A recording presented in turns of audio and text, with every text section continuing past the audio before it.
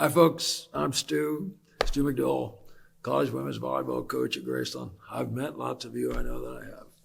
And I invited many of you to share in a Zoom meeting, and we're kind of taking a little bit of a different approach to this because we want to make sure that you have access to the information that would help you to determine whether or not Graceland ought to be on your list of schools for strong consideration. So we really put together two things. I'm going to share with you some answers to questions that I hear all the time, literally all the time, on the Zoom calls. And then I have four of our young ladies, our players, two freshmen and two juniors, to share with you with a lot of questions that seem appropriate for a student athlete answer. And we're going to make those available to you. And then subsequent to that, my plan is to join you individually. So if I was going to start with the question number one, the one I hear over and over and over is talk to me about Lamoni, because no one's ever heard of our little town. And the fact of the matter is that's the reason, because it really is a little town.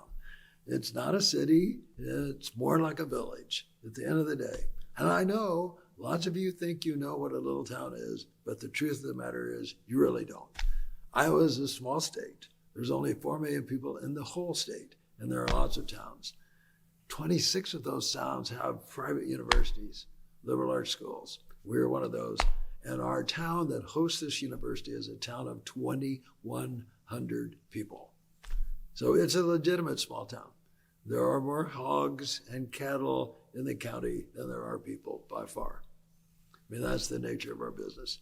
So if you need a Walmart, we're not a really good choice. If you need the Golden Arches, we're not a really good choice because we don't have those either. And we also don't have a single traffic light in town. This is legitimately small town America. Here's the really weird thing. Our students come from cities. 90% of our students come from cities. And it's just mind-boggling to me that that's the case. And they don't come from Iowa. 75% of our students come from another state besides Iowa. Right now, that's like 46 states, 30 countries. It's a really unusual circumstance. And at the end of the day, our typical student lives more than a 7-hour drive from campus. So we're not a bedroom school. Our school does not go empty on the weekends because it's not very convenient. It just doesn't work out very well. So that's who we are. For students to really like Graceland, they have to at least be able to put up with a small town or love a small town. It can work. I mean, it is what it is. The second thing I think most of you would want to know about is, well, talk to us about the university. Because this is not Stanford. This is not Texas A&M. This is not K-State. This is, like most of the universities in our country, a high academic, liberal arts, small liberal arts institution. And it's hardcore liberal arts. I know some of you have a sense of what it means to be a liberal arts institution, but I think our school is special in that respect. So here are some things that I think are special. I teach and I coach. This year, right now, this semester, I have 2 classes. One class I have has 12 students, the other one has 14. That's typical. Our average class size is under 20. We have a lot of classroom teachers, way more than your high school, probably, unless you go to a small private.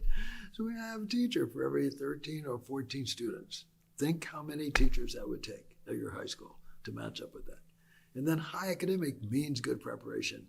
Somewhere in the range of 81, 82% of all of our classroom teachers have a doctorate.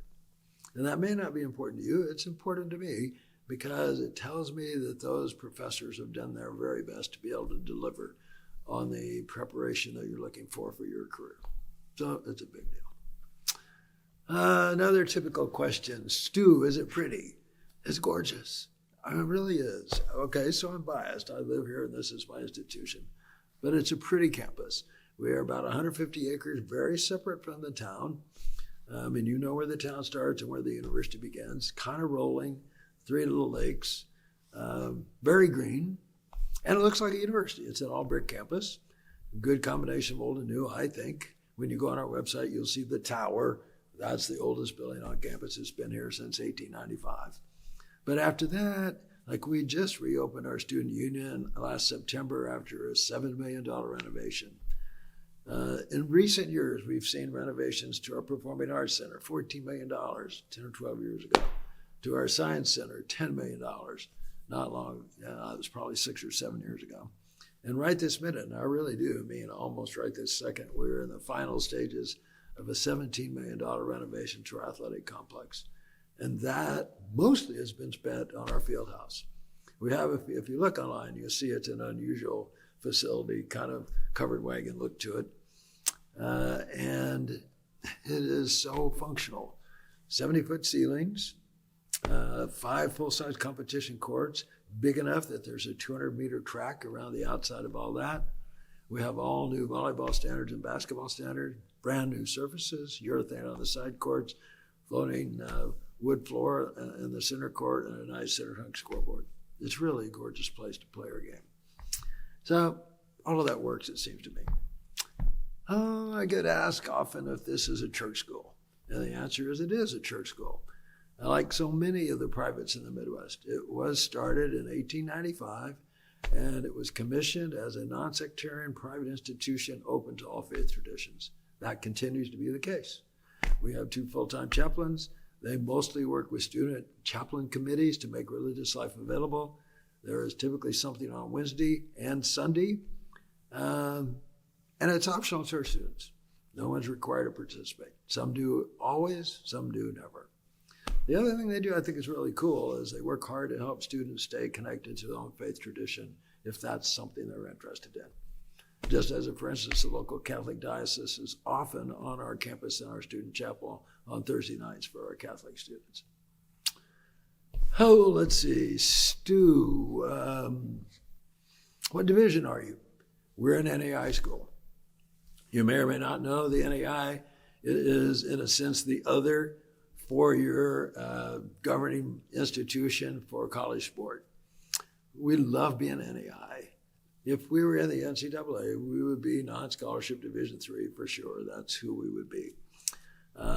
But in our case, being in the NAI gives us the chance to be that kind of school, but we have the same scholarship rules as Division II. So we're able to acknowledge both academics and athletics. And of course, as a coach who spends time recruiting, that's a special bonus, we think, to be able to have that. So we're an NAI school, and I'm proud to be and in a big and proud NAI conference. Well, Stu, how many sports do you have? Right now, 22 varsity sports and 14 junior varsity programs. And we mostly have sports that you would recognize, although some that you might not. Depending on where you live in the country, men's volleyball is either popular or not. In the Midwest, it hasn't been particularly a burgeoning sport, but now it's coming on. We have men's volleyball as well as women, and we've had both for 50 plus years. We were the pioneer for both women's volleyball and men's volleyball in the state of Iowa. Let's see, other sports that could surprise you. I think for about 5 or 6 years, we've had a varsity esports team. We started, this would probably been 5 or 6 years ago, we started the second rodeo team in Iowa. We were the second college to have rodeo in Iowa. And right now we are about to have the first competition, I think next week, for our newest varsity sport, which is women's flag football. And we're pretty excited about it. That's pretty fun. It's one of the more expansive sports at the high school level in the country right now. I think our next sport is probably going to be women's wrestling. That would be my guess of where we're headed. So that's a bit of a foray into who we are. You did hear me say junior varsity. And I know that as you read the newspapers and watch the nightly news, you don't see a lot about junior varsity. That's because junior varsity is a unique realm of the liberal arts college, of which there are approaching 500 in Division III and approaching 300 in the NAI. Those schools almost all have junior varsity, and they have it for reasons that you wouldn't guess. And that is because they believe that it's a realm within which many of the life skills that a great liberal arts school wants to help their students gain can be hatched. There are some things you just cannot learn in a theoretic classroom that need to happen in a more applied experiential environment. Our school for over 35 years literally has said we are willing to provide the resources to allow us to have junior varsity in every single team sport, and we do. We are the champions. for that entire time, we have had a varsity and at least 2 JV teams. If you look at our roster right now, you would see 44 players.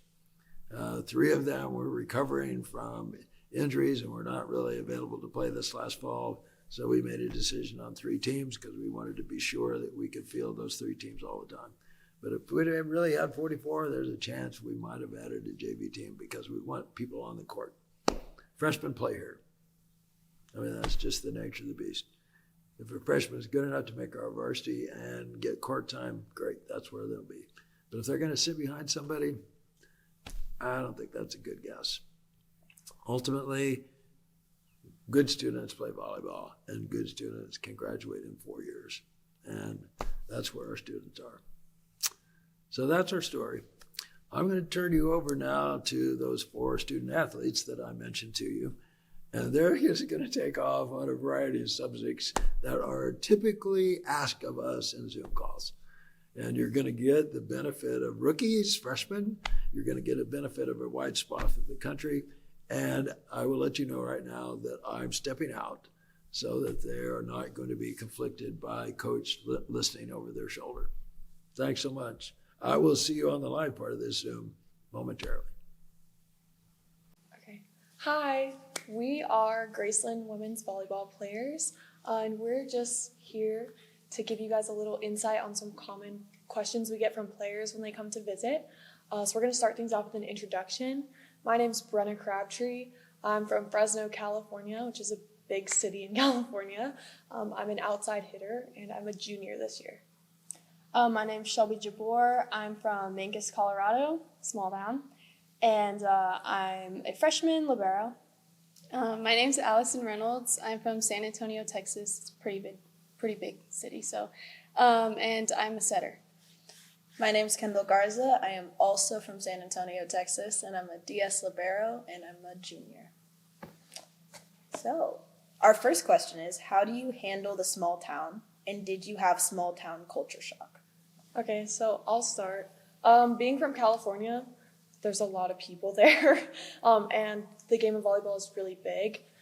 So I think there was a bit of culture shock, and I think for a lot of the people that are from Southern California that I know that are here experience culture shock. One, because there's no ocean nearby and there's not as much sun, but also because there's Amish here. We have a really big Amish community. They're always driving around their buggies. They have markets down the highways. But we have a really good relationship with them, and so it's really good. But I think that's the only thing that I was shocked by, just because that's not very prevalent in California. I wasn't really very shocked. My town was basically as big as Lamoni, so it's pretty much the same. For me, I was prepared. I came on a visit during summer of 2022, I think. Yes. And the Amish was definitely shocking. I wasn't expecting that. But other than that, I had a good feeling of what I was coming to. So, I personally didn't get a lot of culture shock because a lot of people at Graceland are from like Texas specifically, and then just like a lot of big cities anyway. So we find a way to make ourselves busy a lot here, even with like how much isn't around. So yeah. And then, what do you guys do for fun? Okay. So we giggled. We're college students, so whatever the normal college student does. But we have these things called houses, and it's basically where you live. Kendall knows a lot about that, but there's a lot of activities going on. There's constantly something to go to. So when the freshmen get here, they might be a little homesick or nervous. Their house presidents are really encouraging to get them just to come out and break out of their shell, make some friends. There's a movie theater here. It's a small one, but it's a movie theater. We also have a lot of sports events. I think 80% of the campus is athletes. Yeah. So there's always something going on. And once you make your friend group, you kind of all just find your own activities to do and get into your routine. Yeah. Sorry. I also like to do the house type stuff. And then first semester, like air band was really fun and muddy games was really fun, which I had a blast doing that. And then also like on the weekends, me and my friends go to Des Moines, and we've gone like We've gone roller skating, we've gone axe throwing, we've gone ice skating. We get boba every time, a lot. And then we usually could just go to restaurants and hang out. And there's also this like light up bridge. It's really specific, but yeah. Yeah, I do something similar. I go to Des Moines with my roommate. But yeah, we do that a lot. We go and travel to different towns just to see what's around. But yeah, there's a lot of house meetings and stuff. Kendall's my wonderful HP, so yeah, it's pretty fun. So we've been talking a lot about the house system. So I'll go and talk about how we kind of make things fun. My house specifically is going to Des Moines this weekend, and we're doing pottery paint. So like they can bring literally like anyone from a different house, as long as there's one person from that group that's from that house. And we're gonna just go and paint a ton of stuff, and then after it's all fired up, I'm gonna go bring it all back for everybody. We also have a sibling pairing who's from the other side, which is the Gunsoli, which is usually the boys' dorms. And you do stuff with them all semester. So for homecoming, we do stuff with them all the time. And yeah, we try really hard to make it fun and welcoming here at Graceland. And that's the biggest part that makes Graceland unique. Does it snow or get cold? So being from Cali, I'm cold all the time. Not all the time, but a good chunk of the time. I'm very cold-blooded, so I like the sun. I need the sun. But this year we actually had a rather cold spurt, I think. It got into the negatives, but a lot of people were still outside enjoying the snow. A lot of people we have a lot of people from Florida. They don't see snow very often. So a lot of the people that I know from there would go outside and play, or they'd call us and be like, can you come outside? Let's go. Like, they're so excited. But I think there's really a lot. We've had one snow day. I don't think that's happened in, the past 10 years? Yeah, forever. So I think, there's snow. And it definitely does get cold. I'll be honest, I made a snowman. Like, it's cold, but it's not unlivable, honestly. Yeah. And like, I grew up in the mountains in Colorado, so honestly, like, I was used to the snow being like, you can't really go outside unless you shovel everything down. So it wasn't much of a shock for me at all. I will say the humidity makes the cold feel a lot colder, and the wind. So even though it doesn't seem like there's a lot of snow, it is colder than I was expecting, but it's still not too cold to make a snowman, so it's not that bad. Well, I'm from Texas, so you can imagine, I'm very cold. Yeah, I'm cold. We did have a snow day in Texas, I want to say 2 years ago, but yeah, it was not funny. I mean, it's bearable. I like sleeping in cold, but like through the day and stuff, it's no thanks, but it's doable. Like, it's not bad at all. And then I personally, even though I'm from Texas, I run very, very warm. So I'm semi-miserable when I go home. So I really like it here and how cold it is. I genuinely, I'm considering staying in, the Midwest in Iowa when I graduate. So I like the weather here. I definitely would say from my freshman year to now, I'm much more prepared for the wind chill. Because there's nothing in Iowa that blocks anything versus you can have the same exact winds in, let's say Des Moines, where there's a little bit more buildings, and it doesn't feel nearly as bad. And to clarify, it's only really that cold in the winter. Yes. It's nice the rest of the time. It's just the winter, I'm in shorts right now. It's fine. No, me too. It's really nice. It's really not that bad. I kind of made it sound cold, but it's really not that bad. It's not that bad. I think just the wind is something that I had never dealt with.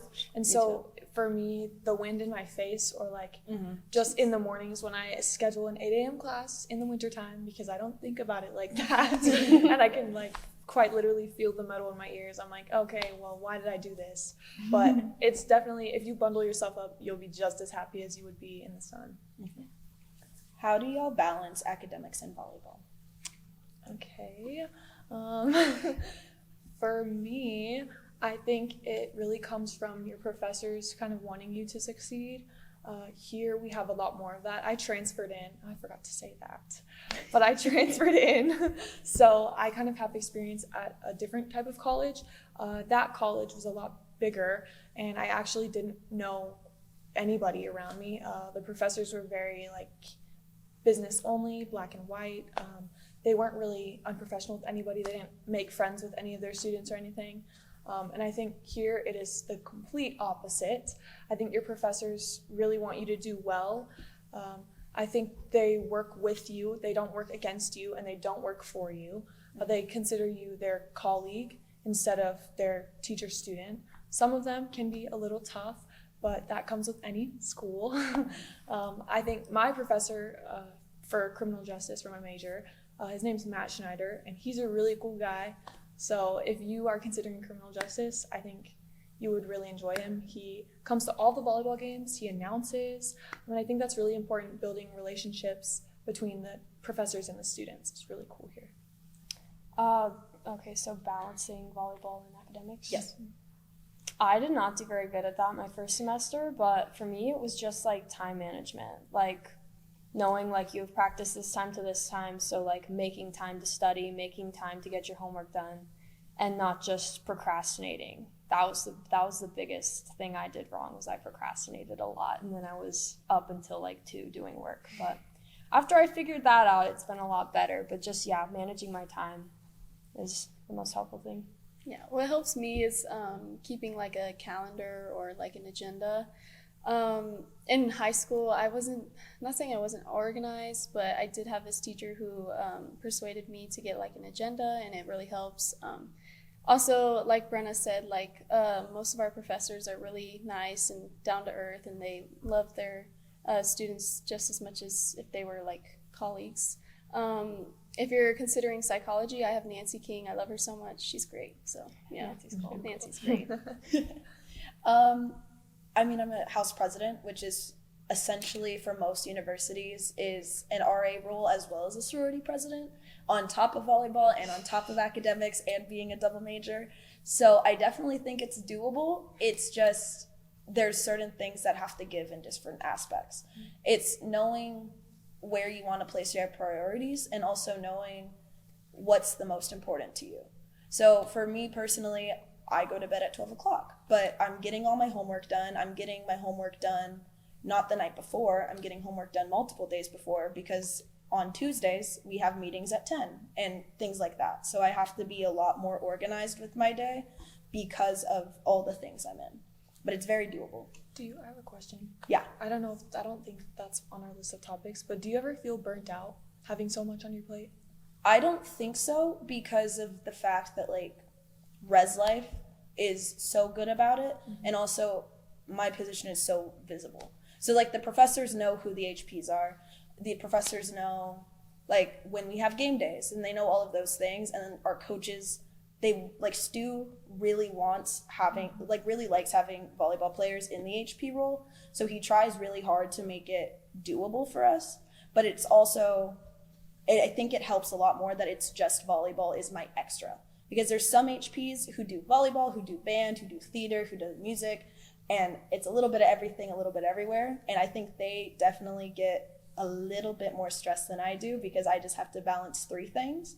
But we're all succeeding in our own ways. So yeah. How is the team culture? Okay.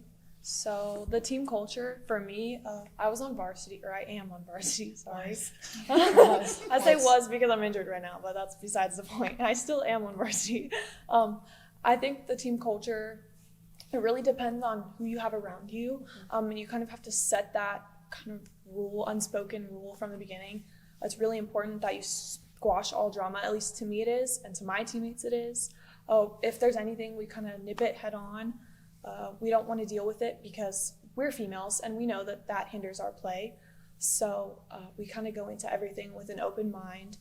We see both sides of it, and if there's something, we end it where it is. I also played on varsity, and I think it was kind of weird for me because I was one of the younger players, so I was like sort of shy and scared to like speak up or say anything, but everyone was like super nice, and honestly like I gained a lot of confidence really fast. And I think, I can't speak for the other teams, but I do think like you make friends really fast on the team and you get to know everyone really fast, and it's just a good way to make connections to like people you otherwise like wouldn't have hung out with, or you like wouldn't have like just come across on your own. So I think the culture's good, but I agree like you can make it how you want it. Like if there's some drama or something, like you can address it and you can get rid of it just to make it better. It's not like it's a set thing. So I was on the JV Sting team. It was pretty good this year. We challenged each other a lot, so it's a very competitive environment. So we have to make sure that we're like over communicating with each other and stuff, and keeping it like a positive environment. So yeah, we did really good this year with that. So I was also on Sting.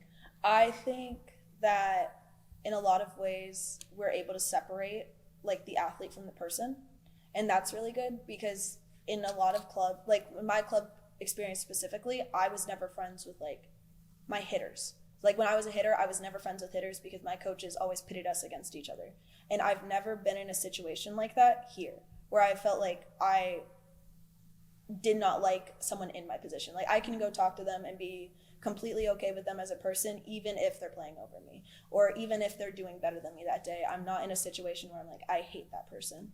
And then I also think that even if like you're on a different team as somebody, you don't never communicate with the other people in different squads. Like I have friends who are on varsity, or I have friends on the other JV team. So I think that's also really important to point out, even though you don't see them during season that much.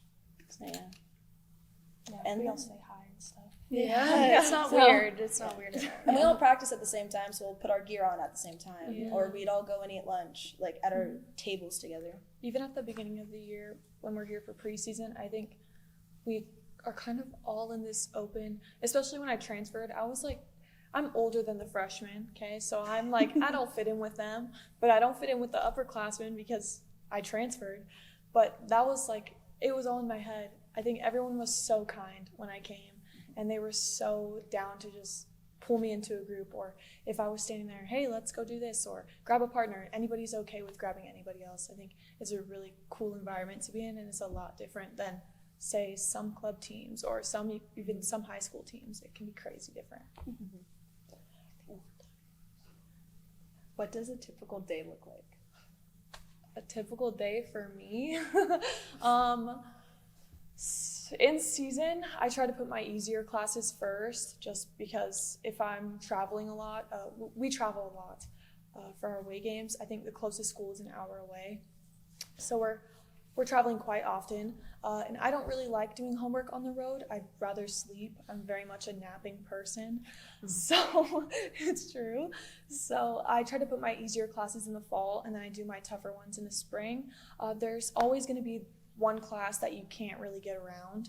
It's going to be difficult. So if you just prioritize that and get that done, I think I just go through my classes, and then I go to practice, and then I eat dinner. I make sure to eat 3 meals a day, though. That's really important here, because as college athletes, it's easy to get strung out anywhere. So as long as you're taking care of yourself, then you can feel free to do everything else. I don't know. I usually wake up like 30 minutes before my class starts. I'll just go off of this semester because last semester was way different. I still woke up 30 minutes before, but like I wake up at 8:30. I go to class at 9. I eat at 11. I go to class at 12. I go to another class at 2. I go to another class at 1, 2, and then I have my work study. And then I don't usually make the strength and conditioning, but I either make it up like later or like later that day, and I send pictures. And then I hang out with friends, and then I go to sleep. Yeah. So that's all. In season for me, I would say I do a lot of homework at night just because in the morning I feel like I don't get like going until the afternoon, So I take notes and stuff, and then later on I'll finish my homework or I'll do some studying and stuff. And then we'll have practice or we'll have game days. But this semester I kind of do what Shelby does. I wake up 30 minutes before class, and then I go to class, and then usually after my first period or my first class, I go and work out with my group, and then I'll go take a break, do some homework, and then I'll go to my other class, and then take another break. This is when I usually shower, and then I will just finish my day off and do my homework. So, yeah. My schedule is going to be a lot different from other people's schedule. It's kind of a jumble based off of last semester because of everything we do in the fall. So I'll just go based off of this one. And I wake up, 30 minutes before my class. I'm the only one that doesn't do that. But you also live in the apartment. This is true. So that's a little different. But I probably wake up 30 minutes before, and then I already have all my homework done for that day. And I go on Mondays. I only have one class, which is really nice. So I only have one class with Nancy King. So I get all of that done, and then I will plan the house event for that day, like the house event for that week, what I want to do that week with my house, if we have anything with intramurals and all of those things. This week and last week specifically, I was planning how we were going to do the thing in Des Moines with pottery. So that took a lot out of me. And then at the end of the day, after like dinner, is when I do homework. And then after all of that is when I get to shower at like 12 o'clock at night, which is really nice. What is Stew's coaching style? Okay. So I think Stew's coaching style is very much natural consequences. Being from a very volleyball heavy area, this is not normal to me. I'm just not used to it. In high school, I had a European coach. So she was very, I was in the best shape of my life, but she was very black and white. But Stew, not so much. He's more of a gray area. You're kind of figuring it out. We're all learning together kind of thing. He enjoys winning, but I don't think that's his main goal. I think as long as we're learning something from what's going on, he's happy. I think every practice he goes into us building a new skill and learning something new. I think a lot of his coaching style is like he gives you the resources to like get better and to improve, but it's not like he forces you to run. It's not like he forces you to condition, but like he gave us this this like workout app like Bolt. So it's kind of, you have to hold yourself accountable. Like you're given all the resources, but he's not going to be like down your throat trying to like make you do things and like get you to do, I don't know, get you to work harder by making you run or get you to do all the strength by like forcing it. It's kind of like you have to hold yourself accountable and do it, but you're given all the resources. And he does give feedback a lot during practices, but again, it's not like drilled, like you have to do it or there's consequences. It's really like you get to learn at your own pace, but it is like self-accountability for sure. Yeah, it's kind of like what you make of it. What you put in is what you'll get out of it. He'll definitely be there to help you and stuff. I was on Sting, but whenever he would be at our practices and stuff, he would give us tips and stuff, but it's up to you to make those changes and stuff. So, yeah. I think even in the aspect of him as a coach, it's bigger than that because like he's genuinely preparing you to like be an adult because you're not going to have a coach when you graduate making you go to the gym. So if you want to still stay fit, you're having to do it anyways with this system. So you have an app and you're supposed to just do it yourself. If you don't do it, nothing's going to happen to you, but your teammates, like, we're going to be able to tell. Like, we notice if you're not there, we notice if you're not working, or like if you're not going to practices, things like that. And we're not going to get on you for it like some coaches will, but that's a part of like being an adult, which I think is really nice to see. What is the JV story? Neither will be able to answer I don't that. know if I can answer this one. I'm going to pass it on. What do they mean by that? So like, Why do we have, a lot of people don't understand that JV. college has Oh. JV. Okay. so we're just from talking about one JV right now. Oh, okay. So, I mean, honestly, I think it's just to prepare us for the next level. It's just to get more, more practice time, get prepared for those teams that are hard to beat and stuff. So, and yeah, those, the team I was on, it was great. We had a good coach, and overall it was, it's for the better. It's for your benefit to do better. So, yeah. I think the JV story is very unique to NAIA specifically, Yeah. but I really like it. I think it is important to note, though, that in the JV coaching, we have player coaches. So players on the men's team are the coaches, but they're amazing coaches. Like, I really like them. I think in a lot of cases I'm learning so much from them too. But there have been like people who didn't realize that when they came in. So I think that's important. And then also just the fact that Stew likes having JV because of the fact that he believes that everyone should be able to have an opportunity to go play on the court. So with having a JV, you will be seeing playing time. And it's not like we don't go and play games. We'll play games before varsity. We'll go and travel to games. So our schedule, even though it's a little bit less hectic than them because they have travels and they have overnight stays, we still go do tournaments on Sundays. We still go and play games. We have a championship for JV. We do all of those things as well. Why did you choose Graceland? And this is the last one. Okay, to wrap up my little speaking time, I chose Graceland because I wanted something different. Stu would want me to talk about this. I'll address it. So before I transferred here, I just didn't really like the way my coach was coaching us at my other college. So I was kind of looking for a way out. And I actually, during the summer before that year of that season, I ended up meeting one of the men's players here. And so now we've been dating for like almost 3 years. And I kind of got introduced to Stu through him because he knew I was looking for a way out. You're so red. I know. I'm blushing. No, I'm just shy. I'm sorry.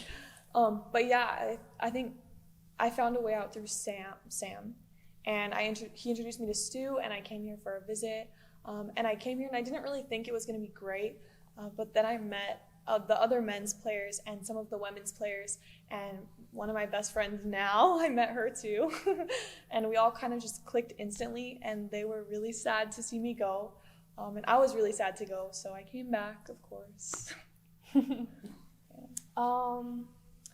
I picked it because I kind of wanted to get out of Colorado. Like, an easier choice obviously would have been like in-state tuition, in-state school. Wouldn't have to go as far, but I really wanted to like go out and I guess explore, adventure, whatever. And Stu was one of the first coaches to contact me, and I also really liked the JV teams because I knew like no matter what I'd get playtime. It wouldn't be like I sit the bench 2 years and I maybe see the court a couple times and then maybe my senior year I get to start or something. So I knew like coming here I would get to play, I would get to improve, and I think it would have been at a faster rate than if I went to a school where I just sat the bench. And then also I didn't even take a tour before I committed. Like I really liked like the philosophy and everything that I heard like in my Zoom with Stu, and I just like something felt right, so I just committed. And then I was like, and then I took the tour and I was like, okay, like, you know, it's not a scam, it's actually a real place. I literally didn't even know. I was like, what am I doing? But anyway, no, I think it was a really good decision, and I've liked like every moment that I've been here. So Yes, so for me, I grew up in a huge city. San Antonio is very big. If you've ever been, it's great. But yeah, my high school had more people in the school than here in Lamoni. So coming here, it was definitely different, but that's what I wanted. I ultimately wanted to be somewhere smaller, where I could have that relationship with my professors too, because if I don't get something, like I could easily ask them or email them and they would reach back out. So that's one of the main things I was looking at, and to play volleyball too, of course. So yeah, that was just a plus. So yeah. I really wanted to get out of Texas. I'm an education major and I'm a psychology major. So I also that's a very like broad job like pool. So I wanted to have an option to go anywhere if I got a really good paying option.